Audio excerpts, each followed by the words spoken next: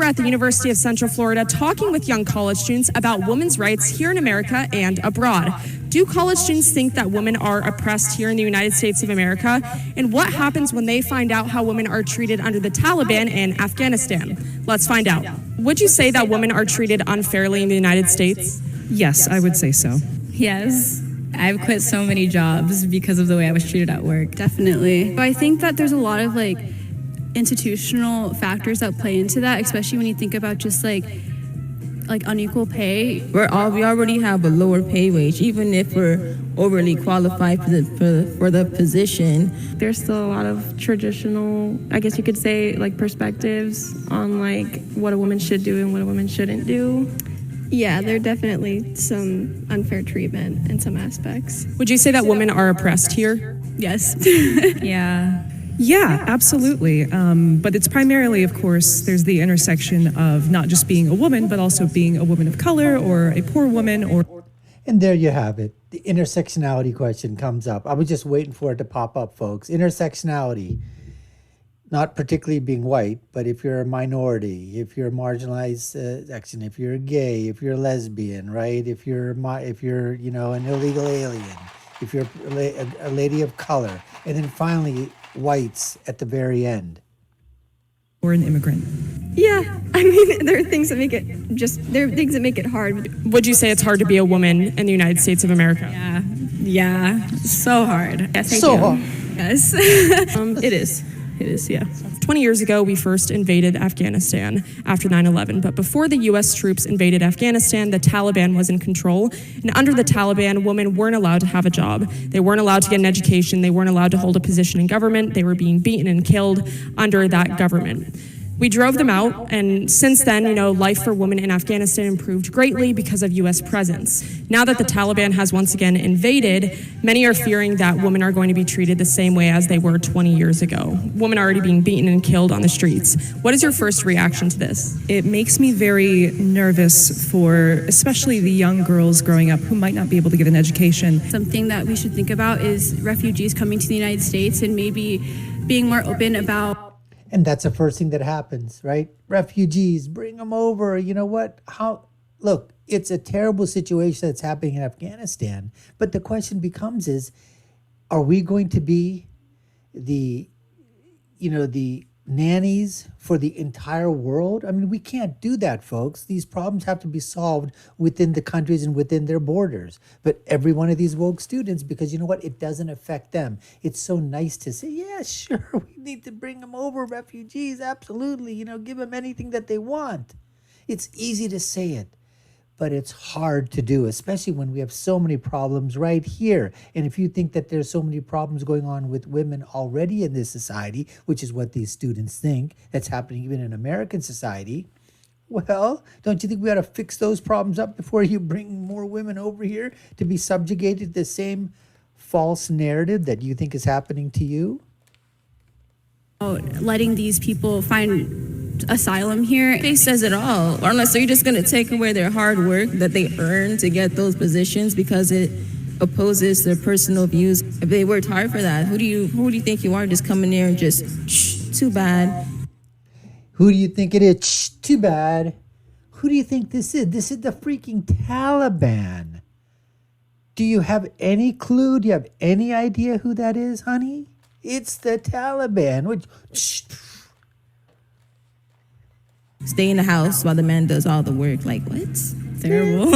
Honestly, I don't know what more to say. It's kind of a really extreme version of sexism and misogyny. It's awful. I think that the U.S. should take in as many refugees as they can. Looking at everything that women are dealing with right now, what they're going to deal with once the Taliban becomes even stronger, does that kind of change your perspective about how women have it here in the United States? Yeah, it could be worse here. It could be as bad as that, but it could be worse here, It could be worse here. It couldn't be as bad as that, though. Now let's see what happens. Okay, let's see the mental gymnastics. Okay, that start to occur as these social justice warriors, these woke women students, these virtue signaling hypocrites. Let's see the mental gymnastics start to be formed as they try to spin their way out of this, folks. That is definitely easier for us to be a woman here compared to that. Yeah. Ooh, see, I feel like both parties are oppressed. I don't want to say one has it worse than the other, but it is a. So you wouldn't say that being beaten and killed is worse than maybe just having a lower wage? No. That's why I'm like, ooh. I feel so, because it's like, yeah, they're both forms of oppression, but that is a lot worse than what we're going through. Yeah. Yeah. We have it better. We do. I think it does. I mean, compared to what's happening in Afghanistan, I mean, I do have more basic rights. Oh, yeah, for sure. I mean, we still got it a lot better than many other women in other countries around the world. You know, Wait. Let's hear that again. What did she say? Did she actually say that? We have to hear that again from her. What was she saying before? Remember before what she was saying? She was saying, terrible. It's a terrible place, America. Misogynistic, just so oppressive for women. Now, all of a sudden, within a few minutes, you've changed your mind? Have more basic rights. Oh, yeah, for sure. I mean, we still got it a lot better than many other women in other countries around the world. you know, obviously in other areas it's a lot worse. Like with that situation now that I know, like obviously there's not as much as to complain about here than over there. Obviously. Oh, let's hear this brilliant person over here with what she was saying. I think it's about the same till the reporter said, well, do you think murder and rape and killing is the same of oppression as it's over here? Oh, no, yeah, you're probably right. Do you think we have it pretty good here?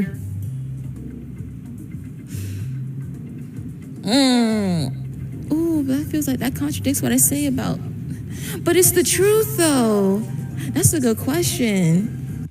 It's the truth, contradicts everything that I say there, that I said before. Ooh, that's a good question, I contradict what I said. That's a good question there. Ooh, yeah, I don't know what the hell I'm talking about. Because you have a very fair point. We do have it better here than we do in Afghanistan.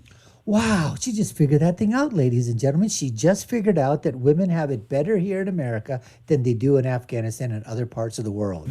In general. So that's a general. good question, but I feel like it contradicts what I just said. Do you think we have it pretty good here? Yeah. We have it pretty good here. Yeah, it's definitely better than how it used to be and better than a lot of other places. I guess, yeah, I would. I mean, people aren't being like murdered. I guess, yeah. Now that you mention it, that Afghanistan, it's pretty bad for women over there. I think it's a little bit better here. Sure. Murdered just for being women on the street. Does it make you appreciate being a woman in America more? Yeah, a lot more. We still have a certain amount of privilege that we hold being in this country where we don't have to fear necessarily beaten every day or killed just for being a woman or going to school. So that's going to be definitely something women here and in other first world nations should really, if they want to get involved, have solidarity with the women there.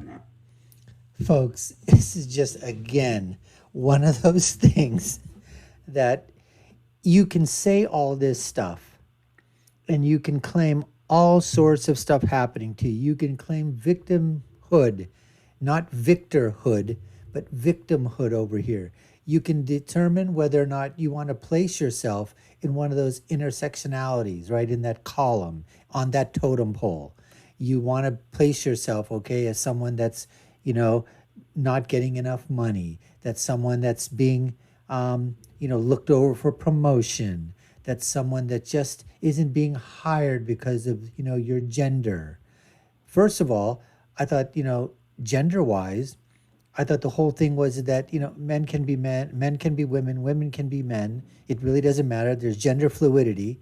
So what difference does it matter who you are? If the genders are fluid, if a man is a man and a man is a woman and a woman is a woman or a woman is a man, then what the hell does it matter then? What are you talking about in all this? In terms of, you feel oppressed. Well, why do you feel oppressed? Because you're a woman? Well, I thought women could be men. So if women can be men and men are the oppressors, just become a man. It's that simple, right? That's all you have to do. Wake up in the morning and say, I'm a man today. Whoop-de-doo, guess what? Oppression, gone. Misogyny, gone. You're a man now. I mean, that's all you have to do. It's a mindset, right? That's what you say, right? It's what you feel. It's what's in your mind. That's all you have to do. But to go back to my point, it is easy to claim all those things. Oh, they're fascist. Oh, they don't let me speak. Oh, they're curbing my rights. My First Amendment rights are gone. You know, freedom of speech is gone. I don't have the ability to talk. I can't say this. I can't do that. Well, it's easy to do that when you live in a country that allows you all these freedoms, allows you to express yourself whichever way that you want. That's so easy to complain from this platform. When that girl talked about they do have a certain amount of privilege, yes.